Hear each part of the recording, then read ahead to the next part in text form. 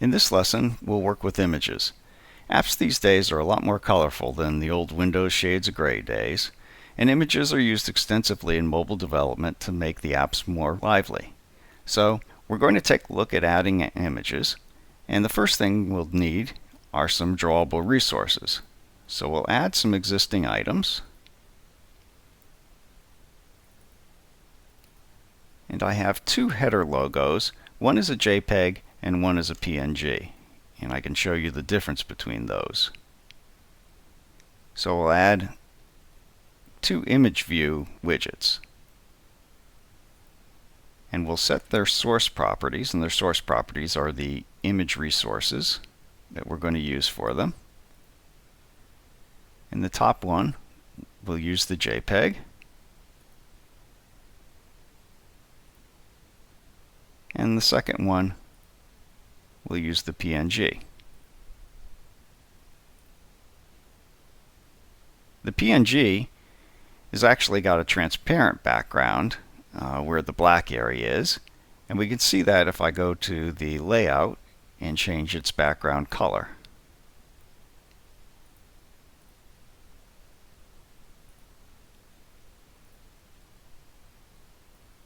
It's interesting how the designer doesn't understand gray, but this part does. So that's the transparency that a PNG will allow you to have.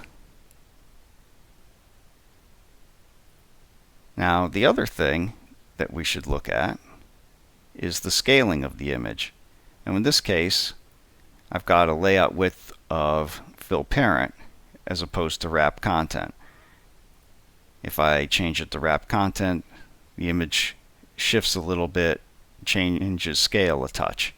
So let's just kind of change this layout completely, and you can see the effect that it had on the scaling of the image. Now let's say if we want to control that a little bit more, we can use the scale type attribute. And if we center the image, it'll put it center horizontal and vertical as best it can, but it won't scale it at all. So you can see that essentially the image is cropped off.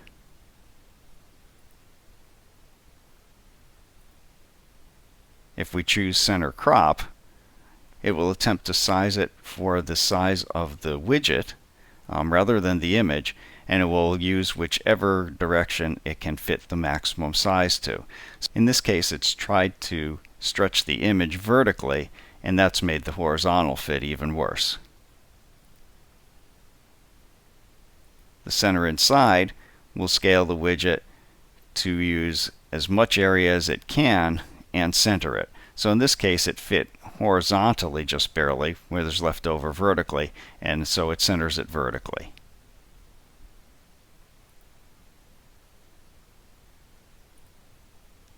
A fit center is about the same, but it will actually attempt to fit the widget and stretch it if necessary.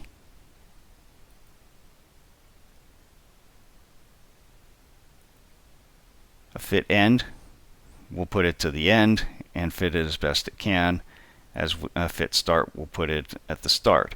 If I was stretched out horizontally, that would end up to be left-right as opposed to the top and bottom that you just saw.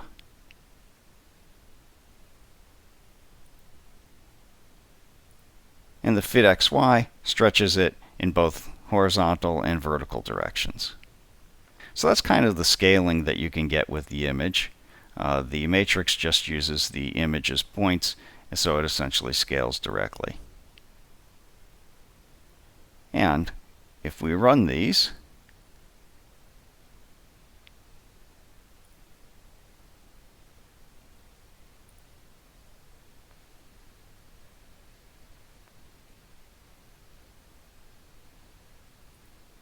the images show up pretty much the same way that they do in the designer.